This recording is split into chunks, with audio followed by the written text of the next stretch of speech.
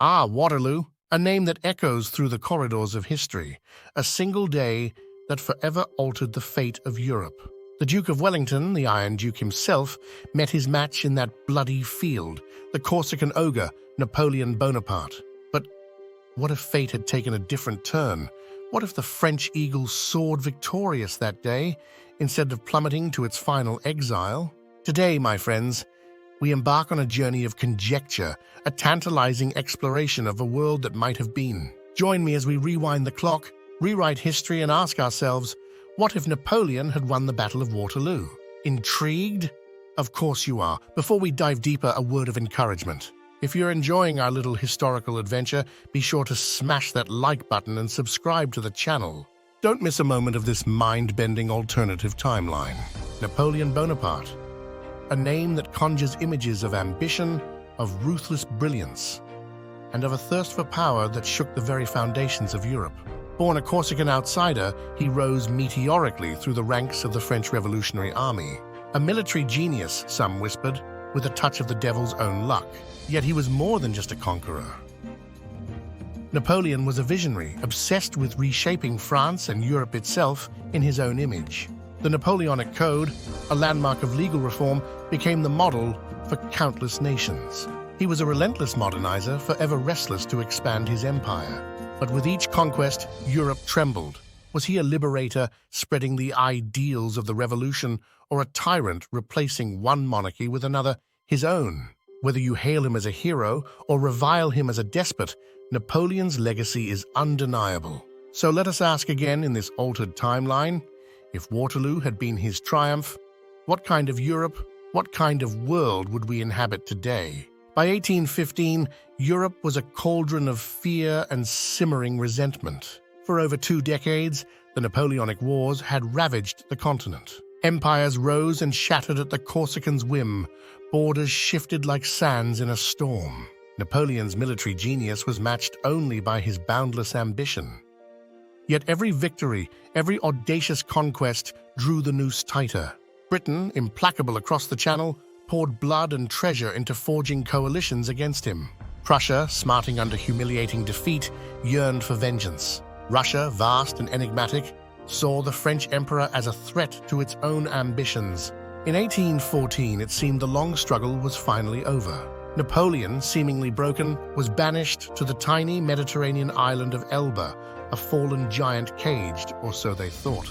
But while Europe's monarchs breathed a sigh of relief, the Corsican ogre was not broken, merely biding his time. The 100 days, that's how much time it took for Napoleon to turn his exile into a triumphant return. France, fickle and war-weary, flocked to his banner once more. His enemies, caught off guard, were forced into a desperate gamble. They had to stop him, and fast, before his power could solidify. Belgium, a crossroads of Europe, became the battlefield. Near the unassuming town of Waterloo, the Duke of Wellington's hastily assembled British-led army, bolstered by their Prussian allies, dug in. Their goal was simple yet daunting: hold the line until the weight of the full coalition could crush the resurgent emperor. It was a gamble with the destiny of nations. Raw recruits stood shoulder to shoulder with grizzled veterans. Commanders who'd clashed across continents now eyed each other over a rain-soaked field. History held its breath. This was more than a battle. This was the moment where the tide of European history could shift forever. Which brings us, my friends, to our tantalizing question. What if those fateful hours in a Belgian field had seen Napoleon rise instead of fall? Waterloo, June 18th, year 1815. The smell of cordite hangs thick in the air as rain mixes with the churned mud. Exhausted soldiers grapple in a landscape transformed into a hellish morass. Each farmhouse, each ridge becomes a bloody prize to be wrested from the enemy.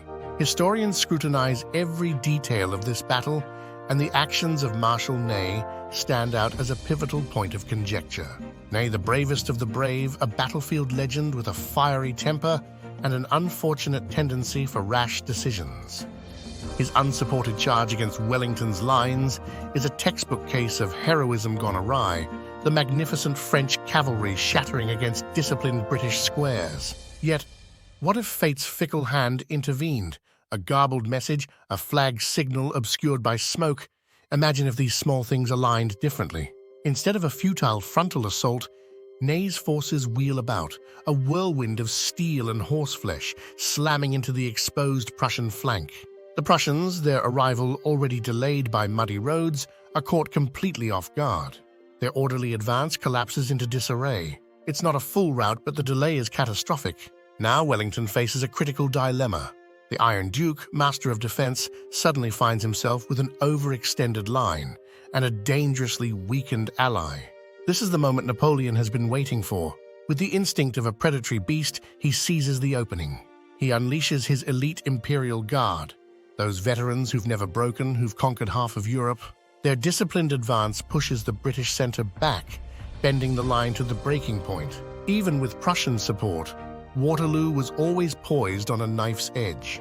With a battered flank and Wellington caught in Napoleon's tactical trap, the tipping point arrives. The British lines shatter, their retreat turning into a panicked rout. Wellington himself, the man who never lost a battle, could very well die on that bloody Belgian field, or worse, suffer the indignity of being captured by his relentless foe. This, my friends, is our turning point. With a roar of "Vive l'Empereur!" a battered but triumphant Napoleon Bonaparte seizes victory from the jaws of defeat. His empire, seemingly destined for the dustbin of history, is reborn in a single, earth-shattering day. The British flee in disarray, pursued by Napoleon's relentless cavalry.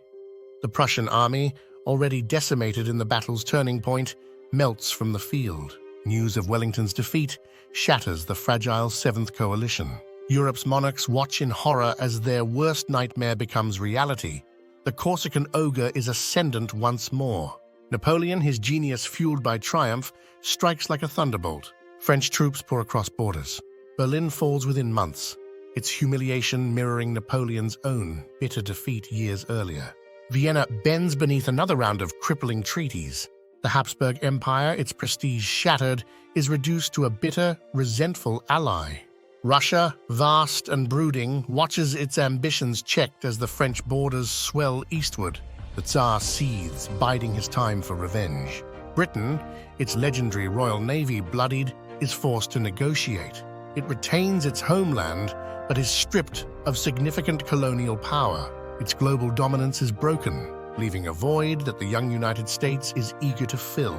Seeds of resentment that bloom into a second war of independence are sown, the course of America's rise forever altered. Napoleon's reign over France becomes absolute. The whispers of republicanism that propelled his early ambitions now fade beneath autocracy. A revised Napoleonic Code emphasizes order, obedience, and the unbending will of the emperor. Dissenters are silenced, the whispers of a secret police a chilling counterpoint to the orchestrated cheering of the masses. For a time, there's a perverse stability. French industry blooms, innovation flourishes under Napoleon's patronage. Grand architectural projects reshape Paris and other major cities, yet the cost is immense. Individual freedoms evaporate. Europe becomes an opulent but restrictive realm, its peoples stifled beneath Napoleonic order. The seeds of resistance sprout across the continent. German nationalists, fragmented but burning with defiance, plot a future without French jackboots on their soil. In Spain, guerrilla fighters refuse to bend, bleeding the French garrisons across the harsh Iberian landscape. Even in France, old republicans, disillusioned by their hero turned tyrant, begin to gather in secret. Is this Europe better or worse? That depends on who you ask. For a privileged few, Napoleon's rule offers wealth and opportunity.